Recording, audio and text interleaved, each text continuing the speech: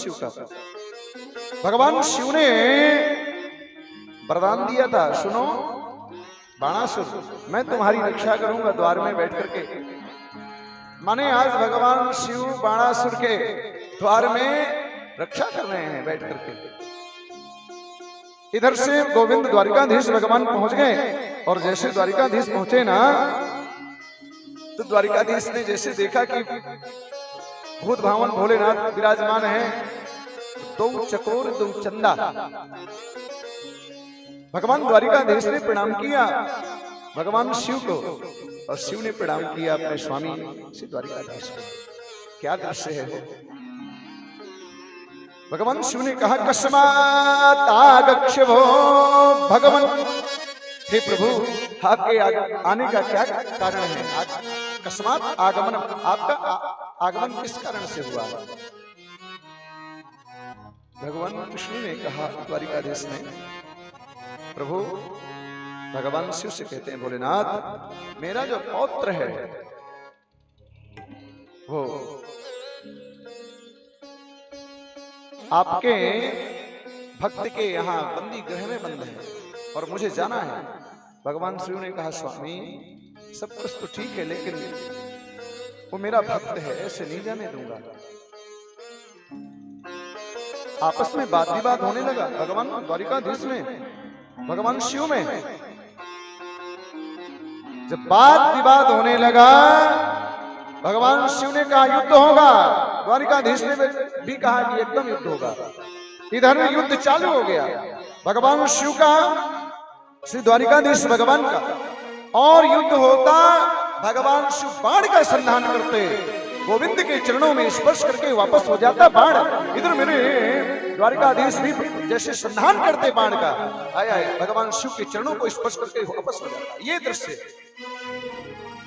नमामि त्वां अनंत सत्यम परेशम सर्वात्मनां केवलम व्यक्तिमात्रम। भगवान द्वारिकाधीश ने एक बाण का संधान किया जिसका नाम है ज्वर। क्या नाम है? ज्वर। ज्वर माने क्या होता है? बुखार। एक दूसरा नाम भी है जंभास्त्र। उस बाण का क्या नाम है? जंभास्त्र। याद रखिएगा, या न याद रहे तो लाइव चल रहा है, बाद में सुन लीजिएगा। जंभास्त्र नाम है। मेरे गोविंद ने बाण का संधान किया और जैसे बाण का संधान किया भगवान शिव को जम्हाई आने लगी, आलस आने लगा ज्वर के कारण। और इसमें 3 श्लोक हैं। कदाचित कई लोग ऐसा है जिनका बुखार उतरता ही नहीं, जब तक दवा खा लेंगे उतर जाएगा, उसके बाद फिर बुखार, ये स्थिति है। यदि इन श्लोकों का अनुष्ठान करवा दिया जाए, परंतु वैदिक जो सूर्य की उपासना करता हो ऐसे ब्राह्मण से, तो मैं इस व्यास गादी से बोल रहा हूं माई बाप, कभी बुखार उसको आएगी नहीं। कोई औषधि लेने की आवश्यकता नहीं है, छोड़िए। तो मैं निवेदन कर रहा था आप लोगों से कि भगवान द्वारिकाधीश अंदर प्रवेश किए और जैसे प्रवेश किए ना, महाराज बाणासुर और श्री द्वारिकाधीश से युद्ध चालू हुआ।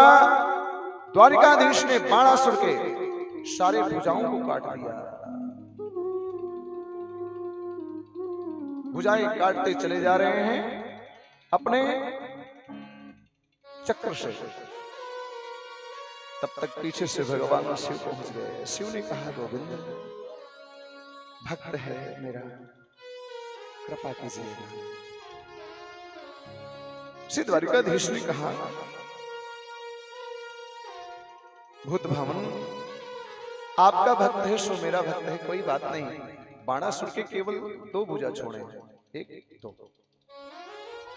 अंत में श्री बाणासुर ने बहुत प्रार्थना किया द्वारिकाधीश भगवान की, और प्रार्थना करने के बाद अपनी बेटी को बंदी गृह से, अनिरुद्ध को बंदी गृह से बुला करके और वहीं विवाह कर दिया अपने बेटी उषा का अनिरुद्ध के साथ में।